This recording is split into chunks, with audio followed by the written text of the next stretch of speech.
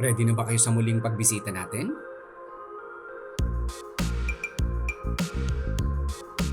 At magtutungo tayo sa Lower Bikutan. Sa ganda at luwag ng daan, mga kabisitero, 14 kilometers lang, darating tayo sa ating patutunguhan. Isang simpleng fanshir ang pupuntahan natin ngayon. Pero wag ka, napakarami niyang mga panalo sa larangan ng pagkakarera ng mga kalapate. Excited na din ako mga kabisitero. Sa tagal nating hindi bumisita sa ating mga kapwa fanshir. At ngayon, narito na tayo. Kaya tara, halika na. Puntahan na natin siya. Sitahin na yan. Ito ang Bisitero. Ibon. Yung sistema naman, ang dami ng vitamins na nagkalat dyan para pang kalapati talaga kasi nung time na nag-start tayo, Tama sir. pantao yung ginagamit natin eh. Oo, talagang wala talaga. So ngayon napakaswerte ng mga newbie ngayon, napakaswerte talaga nila kasi nagkalat na yung mga gandang ibon, nagkalat na yung magandang gamot na gagamitin natin sa kalapati, hindi ka na mag-experiment para sa tao. Para sa kalapati talaga. Para sa kalapati talaga. Dati kasi tayo pantao eh. Opo. So yun yung ginagamit natin. Napakahirap nung araw. So ngayon napakadali na ng karera. Siguro ang magiging ano mo na lang yung obserbasyon sa ibon Opo. at saka yung linis ng loft, yung sistema ng loft mo, kailangan systematic ka. So yun yung isang sa tingin ko importanteng factor para manalo. Speaking of sistema, Sir Don, paano po ba ang may bibigay natin sa ating mga newbies yung pinaka pwede nating i-share sa kanila na sistema na pwede nilang gawin, lalo mga baguhan sila? Actually, sa sistema naman kasi laging ano lang eh, parang para sa akin basic lang lagi. So ano ba yung ibigay lang natin kung ano yung kailangan ng ibon, ano? So basic sa karera, pagdating ng ibon, pagod. So kailangan mo siya, dehydrated siya. So kailangan mong ibigay kung ano yung para sa dehydrated na ibon, pagod na ibon, ibigay natin. So bigyan natin parang maraming gamot yan na pwedeng ibigay. Pampatunaw, so available na yan sa market. So basic lang, pagod yung ibon, dehydrated yung ibon, ibigay natin kung ano yung nararapat sa kanya. Pagdating ng Lunes, Martes, kailangan mo i-recover. So ano ba yung gamot para sa recovery? And then sa mga susunod na araw, kailangan mo na ibalik yung lakas ng muscles niya. So available na lahat yun sa sa market. Oo, lahat na yun. Kahit na wag na tayo magbanggit ng brand ng gamot, pero available na lahat yun. So basic lang. Ano ba yung basic na kailangan ng ibon? Doon lagi tayo. And then pag ilo-load yung ibon, so anong kailangan niya para lumipad? So kailangan, kasi siyempre may stress sa truck eh. So ibigay natin kung ano yung para hindi siya ma-stress sa truck. So ganun lang, back to basic lagi. Kasi pagka nag-experiment ka ng gamot, walang mangyayari. Yung ibon, ano? Oo. Sa paronda po, paano po kayo magparonda ng mga ibon dito sa loft mo? Sa ronda kasi medyo challenging sa akin yung location ko. Unang-una maraming kawad sa paligid ko. Oo nga po. So dinidivide ko tong paronda ko. Parang 3 divisions ito. So umaga, isang division, sa tanghali isa, then sa hapon isa. So hindi Tiyagaan talaga, no? tiyagaan, no. Actually may pasok ako eh. So tinatawag ko talaga yan doon sa tagapagpakain ko, kapitbahay ko lang. Actually hindi ko siya loftman. Kumbaga parang kinuha ko lang siya pag nakikiano ko rito. Pero siyempre pinapasweldo naman natin. Pero kumbaga tinatawag ko lang yun sa kanya. Kaya kita mo dito sa loob ko, tad-tad ng CCTV to. Oo. Ng mga IP cam, titignan ko yan. Titignan ko muna yung weather, kung maganda yung weather. Cellphone mo yun. So every time na nasa office ako, Wala problema. titignan ko kung pwedeng magparonda, kung okay yung hangin. Then itatawag ko lang, pakawalan mo tong may number to napakawalan mo yung number 1. Saka mas kabisado niya naman yung So ganun lang yung sistema ko, hindi ko kasi afford na yung magpaparonda ako ng hindi ko talaga afford yun. Kasi Kasi talaga lalo pagka nagtatrabaho yung pansir no? oo, ginagawa ko lang ng paraan talaga.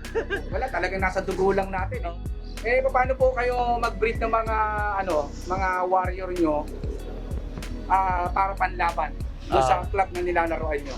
So, nanguna sa akin kasi, pag makita mo to, may yung breeder ko, meron silang aviary. Para sa akin kasi, yung mga breeder, importante ano sila, healthy sila. Arawan. Naarawan sila, kailangan nila yan. So, all day long, meron sila dyang aviary, nakabilad sila sa araw. And then, pag malapit na yung, breeding season, kinukondisyon ko na sila lahatan. Pupurgahin natin. So, bibigyan natin ng mga antibiotic para sa upper and lower. So, ganun lang. And then, paligo. And then pagtapos nun, salang na. So, ganun lang. Pag makita ko na medyo, pag nagsalang ako, titignan ko, observe ko yung mga dumi niyan. Kapag ka merong hindi maganda na sa tingin kong dumumi, tanggal yon, then papalitan ko ng bago. So, kailangan talaga, pag nag-breed ka, healthy lahat. So, yun lang naman yung preparation ko. So doon pala nagse-select na kayo ng pang-breed pa lang, kumbaga. So pag medyo weak ang breeder, hindi na sinasama. Oo, actually meron na ako nakahandang pairing yan eh. So, inahanda ako na yung pairing ko, sinusulat ko na yun. Pagka sa tingin ko, na-condition ko na silang lahat, pag salang ko ulit dito sa mga, kasi maliit lang yung box ko, double cage lang yan eh. So, kung sa tingin ko, hindi maganda yung kondisyon ng ibon na yon, so tatanggalin ko yon, papalitan ko ng ng magandang kondisyon na ibon. So makikita mo naman yon sa mga nila sa dumi nila. So kung buo, yon retain yun. Pero pag pinapalitan ko talaga. Paano naman po kayo mag-select ng mga pwede nyo gawing flyers o yun ang ilalaban nyo dun sa club? Actually, as much as possible, since ito tinging malaki lang pero maliit lang to. So ang capacity nito 20 per birds lang. So, nilalaroan ko lahat, north, south, and summer. So, hanggat maaari, pag nagsalang ako, kasi 12 butas lang yung akin, hanggat maaari, gusto ko lahat yun, ilalaban ko. Pero, minsan kasi, inakay pa lang, makikita mo, basa na yung dumi, hindi ko na sinisingsingan. Yung selection ko, dun pa lang, kung makita kong okay yung ibon, sisingsingan ko. Pero pag hindi ko na sinisingsingan ng panglaban yun. Sir, ano naman po ang mai-advise mo para sa ating mga newbies? Lalo na kasi yung mga newbies natin, sir, doon, yung mga nanonood sa atin, halo-halo po yan eh. Siyempre, tayong mga fans here na medyo matagal na kahit papano, may idea na po tayo, no? Mula sa simula hanggang paano mag-breed, mag-raise, hanggang dulo. Ano naman po ang may-share mo doon sa mga newbies natin? Paano sila magsisimula sa pagkakalapate? So kung nag-uumpisa ka mag-ibon ngayon, siguro mag-umpisa ka sa unang-una sa loft. Kailangan mo ng magandang, hindi naman maganda pero well-ventilated na loft. Yung ibon sa tingin mo, yung loft mo ay mag-i-enjoy dun sa loft mo kasi dun siya uuwi. So dapat mag-i-enjoy siya. And then pangalawa, kailangan mag-umpisa tayo sa mga magagandang ibon, So wag tayong kuha ng ano-anong ibon. So mag-umpisa tayo sa hangga't maaari kung kaya ninyo, yung kaya nyong bilhin yung mga winner mismo, doon tayo mag-umpisa. Pero kung hindi nyo kayang bilhin yung winner, pwede na siguro yung kapatid ng winner, mga pinsan ng winner, pwede na siguro. Kasi ako kasi hindi kasi ako doon sa mga ibon na itsura, mga ganun. So kumbaga sa akin, performance over anything else So performance, hangga't maaari kung makukuha ko yung mismong nanalong ibon, kukunin ko yun.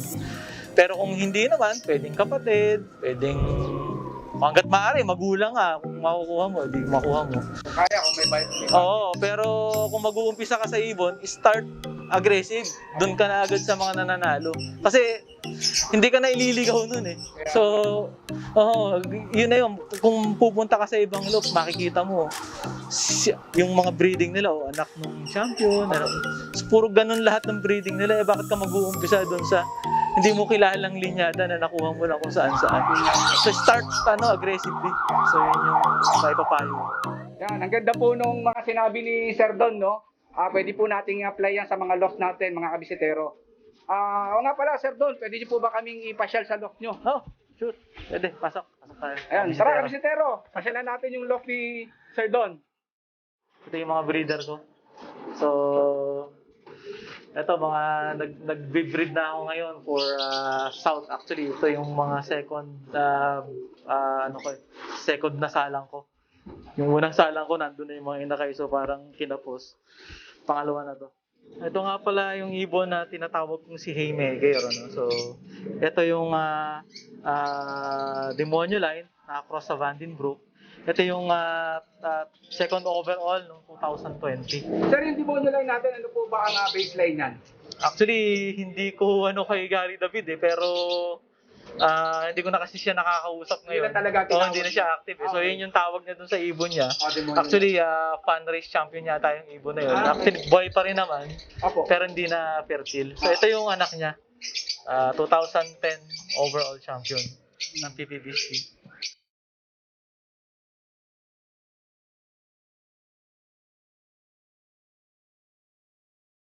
So ito naman yung ibon na tinawag kong double corona.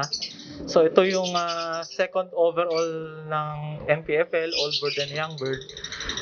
Ito naman yung anak ni Haymaker, Demonyo Line Vandenbroek na kinuros ko sa ibon ni Deng Capial.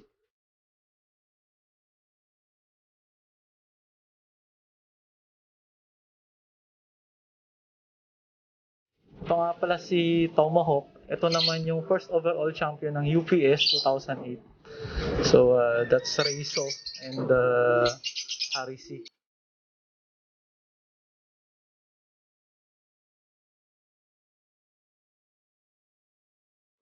Ako nga pala si Don Perez, Hang Time Law, member ng MPFL, APR. Salamat, kabisita. Salamat sa mga tips at pagtuturo na rin. Ang napanood nyo ay pang 28 episode. Bago ang lahat, magbisitero, shoutout muna tayo. Shoutout nga pala, kina Garlet Loft TV. Narito na! Kung gusto natin ng mga produkto para sa ating mga ibon, i-follow lang o i-chat ang ating kabisiterong si Infinity Loft. Tara na! Mel Turinya from Team Bilaran Island, Kamote TV. God Loft TV. Team Tanay, ARPCI by Commander Hunyango ng Fay Red Loft. Jacqueline Revilla. Bernard Mateo from Tarlac City. Sunby Patolon. Clarence Brosas. Kung nagustuhan nyo po ang episode na ito, pasupport naman po mga kabisitero. Paki-like, subscribe, at paki-click ang bell button para ma-update kayo sa mga bago pa nating videos. Maraming salamat po. Hanggang sa muli!